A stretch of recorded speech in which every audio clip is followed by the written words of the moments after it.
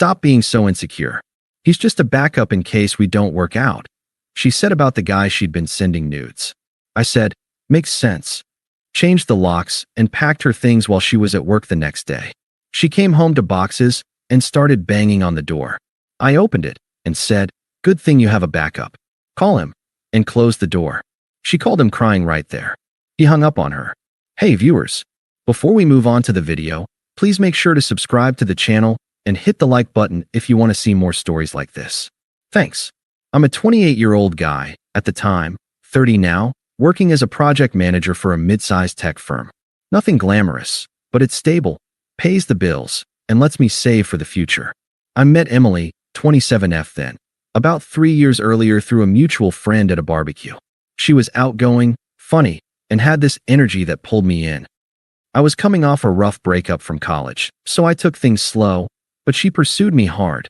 Texts all day, surprise dates, the works. We clicked, or at least I thought we did. From the start, I was all in. Emily was going through a tough spot. She'd just lost her job as a graphic designer due to company layoffs, and her freelance gigs weren't steady. I stepped up without hesitation. I covered her share of the rent when we moved in together after a year. Our cozy 2-bedroom apartment in the city outskirts.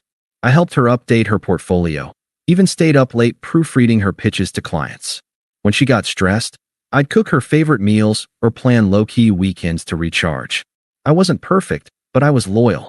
No games, no wandering eyes. I pictured a future, marriage, maybe kids down the line. She said the same, or at least acted like it.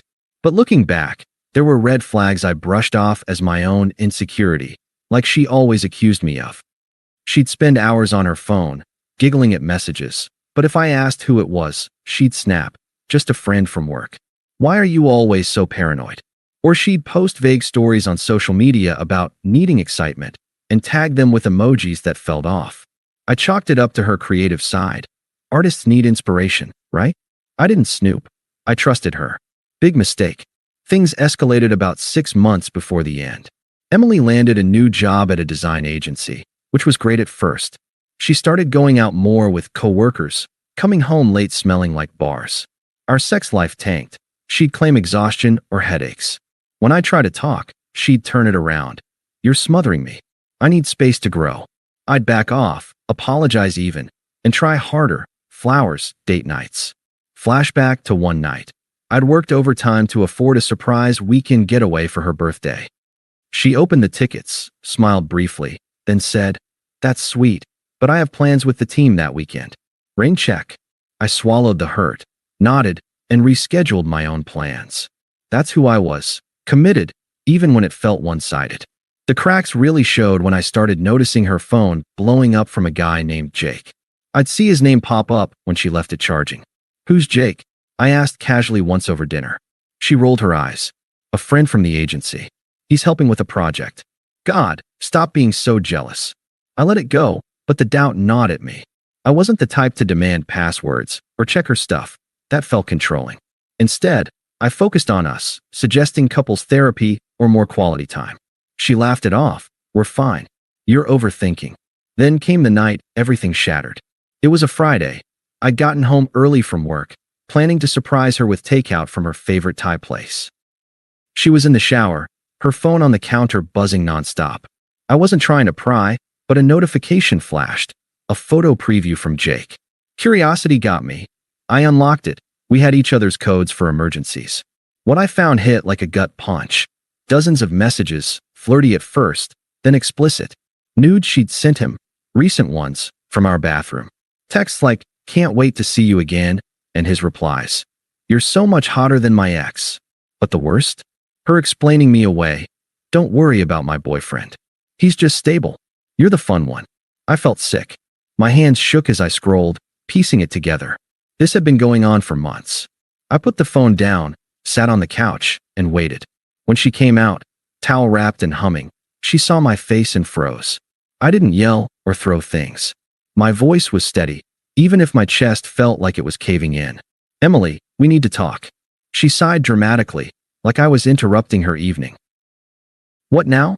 "If this is about work again, it's about Jake," I said, keeping my tone flat.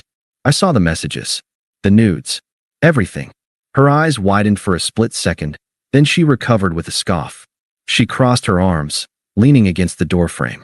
You went through my phone? That's a violation of trust, you know. I stared at her. You're sending nudes to another guy, and you're mad at me for seeing a notification? She rolled her eyes, walking over to grab her phone. It's not what you think. Jake's just a friend.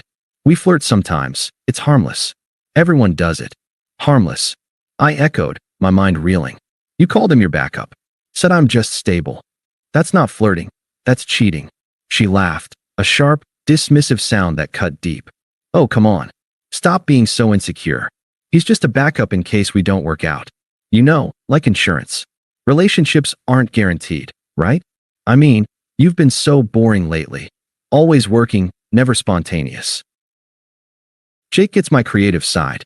He makes me feel alive. I felt the words like slaps, but I didn't react. Inside, confusion swirled. How had I missed this? Was I really that blind? But outwardly, I stayed calm. So, you're keeping options open while I pay the bills and support you? She shrugged, scrolling through her phone like we were discussing the weather. Look, it's not cheating if nothing physical happened. We just talk. And yeah, maybe I've thought about it. If things with you keep dragging. But you're twisting this. Everyone has backups these days. It's practical. If you weren't so clingy, maybe I wouldn't need one. Her logic twisted like a knife. Practical? I thought of all the nights I'd held her through panic attacks about her career, the money I'd lent for her art supplies. Clingy? I've been here for you, Emily. Through everything. She smirked, tucking her hair behind her ear. And I appreciate that. But let's be real. You're safe, not exciting. Jake challenges me. If you can't handle a little competition, maybe you're not ready for a real relationship. She paused, her tone turning smug. Honestly, I was going to tell you eventually. This just speeds things up. Maybe we should take a break so I can figure things out. A break. Right. Her way of keeping me on the hook while she explored. I nodded slowly, processing. Makes sense. She blinked, caught off guard. Wait, that's it. No fighting for me. No begging. I stood up, grabbing the takeout bag I'd forgotten on the table. No. If that's how you see me, a backup to your backup, then yeah, makes sense. She narrowed her eyes, a hint of uncertainty creeping in. Fine. Whatever. I'll crash at a friend's tonight. We can talk tomorrow when you've cooled off. She grabbed some clothes and stormed out, slamming the door. I sat there for a minute, the silence deafening. Then I got to work. I called a locksmith, emergency service, paid extra for same day. While they changed the locks, I packed her things. Clothes in suitcases, art supplies in boxes, everything neatly labeled. No damage, no pettiness. Just efficient detachment.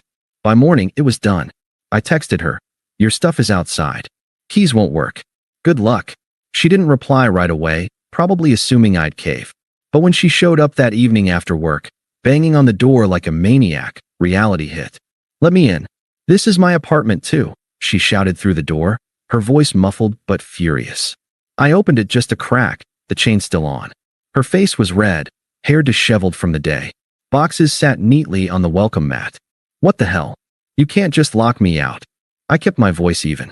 You wanted a break. Options. This seemed practical. She pounded the door again. This is crazy. We need to talk. I didn't mean it like that. Jake's nothing serious. Come on, open up. Good thing you have a backup, I said calmly. Call him. Her eyes flashed with anger, then desperation. You're being ridiculous. Fine, if that's how you want it. She pulled out her phone, dialing right there in the hallway. I heard it ring. Then Jake's voice on speaker, gruff, annoyed. Emily? What now? She sniffled, tears starting. Jake, he kicked me out. Can I come over? I need a place, he cut her off. Whoa, slow down. Kicked you out. That's your drama. I'm not getting involved. Besides, my girlfriend's here. Don't call again. Click. He hung up. She stared at the phone, then at me, her face crumbling. Please, let me in. I have nowhere else. I shook my head. You made your choices. Then I closed the door, locked it, and walked away as the banging resumed. That night, after the door closed on Emily's pleas and the hallway fell quiet, I didn't celebrate or rage. I just sat there. The apartment felt echoey without her stuff cluttering the place. Her sketchbooks gone from the coffee table, her clothes no longer spilling out of the closet.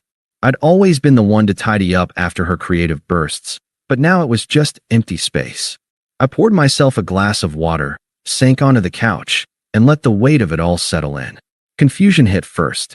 How had I ended up here? Flashback to our first anniversary. I'd saved for months to take her to that cabin upstate, where we hiked and talked about dreams. She wanted to start her own design studio. I promised to help with the business side. I did, set up her website, even loaned her startup cash from my savings. In return, she'd been lining up Jake as insurance.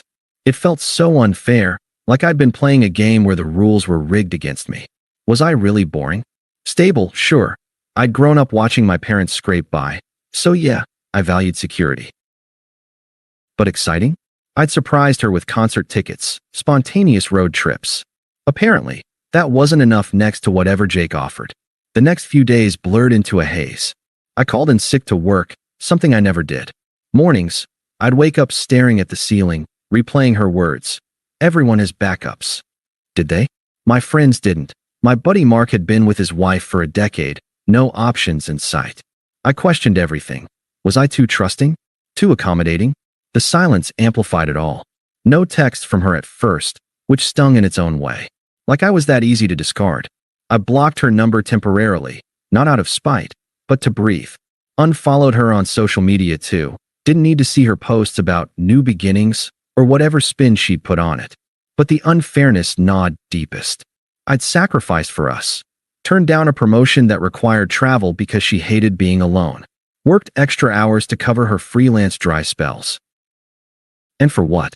To be called clingy while she sent nudes to some agency sleaze?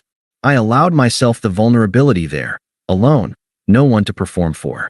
Tears came once, brief and hot, but I wiped them away. This wasn't about wallowing, it was processing. I started small steps. Hit the gym for the first time in months, cleared out the fridge of her weird health foods. Reconnected with old friends I'd neglected. Mark came over with beers one night. "Dude, you dodged a bullet," he said. I nodded, but inside, it still felt like a gut shot. Weeks turned into a month. The confusion faded into clarity. I wasn't the problem. Her manipulation was. Gaslighting me about insecurity while building an exit strategy? That was on her. I threw myself into work, landing a side project that boosted my confidence. Started dating casually, nothing serious, just reminders that options existed for me too. But I didn't rush. The silence became my ally, not my enemy. I realized I deserved someone who saw me as the main plan, not a safety net. By 2 months in, the pain was a dull ache, not a sharp stab. I'd evolved, from the guy who'd apologize for her moods to someone who knew his worth. No contact from her end, which I assumed meant she'd moved on with Jake. Fine by me. I was building a life where she didn't fit anymore. Then the attempt started. Subtle at first. A mutual friend mentioned her rough patch. I changed the subject. But soon, it escalated. It began with a text from an unknown number. Hers, probably a burner or borrowed phone since I'd blocked the original. "Hey, it's Emily. Can we talk? I miss our talks." I read it, felt nothing but mild annoyance, and deleted it. No response. That opened the floodgates. A week later, my phone rang from her best friend, Sarah, someone I'd always found pushy, the type to dominate conversations with her own drama. I answered, thinking it might be about shared stuff I'd forgotten. "Listen," Sarah started without hello, her voice dripping with fake concern. "Emily's a mess. You need to talk to her. What you did was harsh, locking her out like that. She's crashing on my couch, crying every night." I kept my tone neutral. "She made her choices, Sarah. This isn't my problem." She huffed. "Come on, be a man about it. Everyone makes mistakes. She didn't even sleep with Jake. It was just talk. You're overreacting." "Mistakes?" I echoed. She called him her backup while sending nudes. "That's not a mistake. That's a plan." Sarah paused, then turned nasty. "Wow, bitter much? She said you'd be like this, petty and unforgiving." "Fine, rot alone then." Click. I shook my head, unfazed. Her toxicity matched Emily's circle perfectly. Next came Emily's mom. I'd met her a few times. Always critical, blaming me for Emily's stress. She left a voicemail. "This is ridiculous. My daughter's heartbroken, and you're playing games? Call her back." Family sticks together, even if you're not blood. I deleted it. Unpleasant didn't cover it. Demanding, entitled, like I owed them reconciliation. Emily ramped up. Voicemails poured in. First apologetic. I screwed up. Jake was nothing. I was scared of commitment. Please, let's meet. I still love you. Then pleading. I have nowhere stable. Work's shaky. The agency's cutting hours. Remember how you helped me before? I need that now. Desperation crept in, her voice cracking. She showed up at my building one evening, buzzing the intercom relentlessly. I answered from upstairs. Emily, go home. I don't have one, she shouted, audible even through the speaker. Let me up. We can fix this. I was stupid. Jake ghosted me after that call. Turns out he had a girlfriend the whole time. Used me for fun. Karma's first real bite. I'd heard whispers from mutuals. Jake was known around the agency as a player, bouncing between women. Apparently, after hanging up on her, he spread rumors, called her clingy and desperate, even hinted at the nudes to colleagues. Her reputation tanked, clients pulled back, and she got demoted. Friends distanced themselves. Turns out, some knew about the cheating and sided against her. She was isolated, scraping by on Sarah's couch, her exciting life unraveling. But I felt no sympathy. Sounds rough, I said flatly. But you had your backup. She banged on the door below. Don't throw that in my face. I was wrong, okay? Begging now, happy? Take me back. We were good together. No, I replied. We're done. The attempts turned angry after that. Texts flooded. You're heartless. How can you ignore me? I gave you 3 years. Then accusations. Bet you're seeing someone else already. Hypocrite. Her true colors shone. Manipulative. Lashing out when sweetness failed. She enlisted her brother next, a guy I'd barely spoken to, who emailed. Man up and forgive her. She's family. You're making this harder than it needs to be. Rude. Presumptuous. Like I was the villain. By now, the broader karma had hit. Mutual friends filled me in. Jake's girlfriend found out, confronted Emily publicly at a work event, screaming match that got her blacklisted from industry mixers. She lost her job entirely, resorting to odd gigs. Broke, alone, irrelevant in the circles she'd chased. It was ironic. Her practical plan left her with nothing. I stayed detached through it all. No responses after that intercom chat. Her hypocrisy was clear, accusing me of insecurity while begging desperately. The power had flipped. She was the one unraveling. A few months after the angry texts tapered off, she'd gone radio silent, probably assuming I'd crack eventually. Life had fully shifted for me. I'd gotten a promotion at work, leading a team on bigger projects, and started volunteering at a local makerspace, turning my organizational skills into something creative. Dating? Yeah, I'd met someone new, Lisa, through a hiking group. Nothing flashy, but genuine. No backups, no games. She appreciated the stable me, and it felt effortless. Emily? She was a distant memory, like an old chapter I'd outgrown.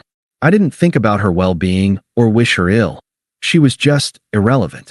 Then came the mutual friend's birthday party. Our old circle, Mark and a few others, had invited me to a casual gathering at a rooftop bar downtown. I almost skipped it, knowing Emily might show, but why hide? I'd moved on. Lisa came with me, and we were laughing over drinks when I spotted her across the room. Emily looked rough, hair unkempt, clothes baggy like she'd lost weight, eyes scanning desperately. She beelined for me when our gazes met, ignoring the crowd. Hey, she said, voice shaky but trying for casual.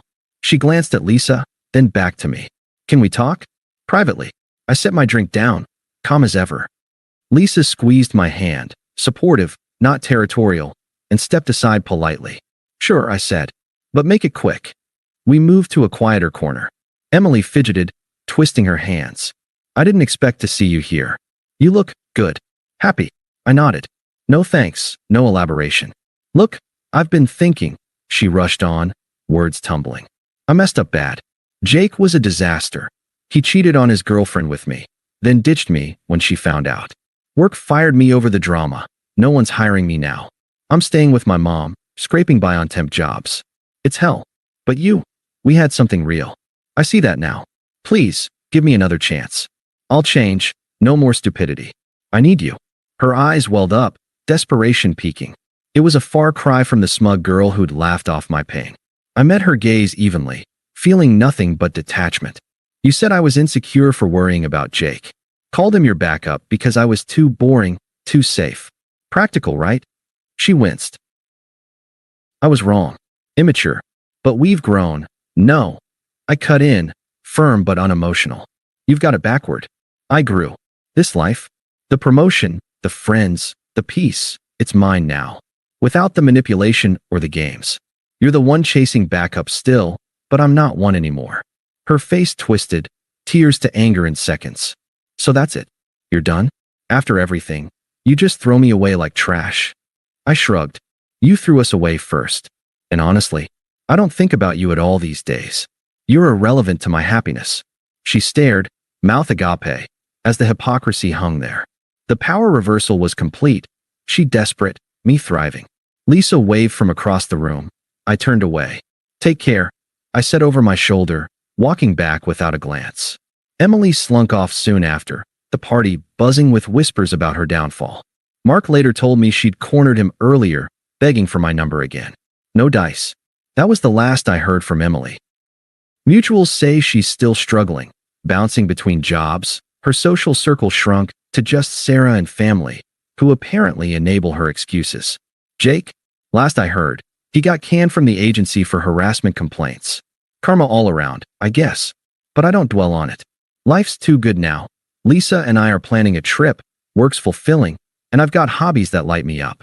The betrayal stung, but it forced me to level up. If anything, I'm grateful for the clarity. It showed me what I won't settle for. AITA for handling it this way. Locking her out. Ignoring the pleas. Delivering that final shutdown. Some might say cold, but after the manipulation and disrespect, I think dignity won out. Thanks for watching. Make sure to subscribe to the channel and hit the like button. What do you think about this story? Share it in the comments.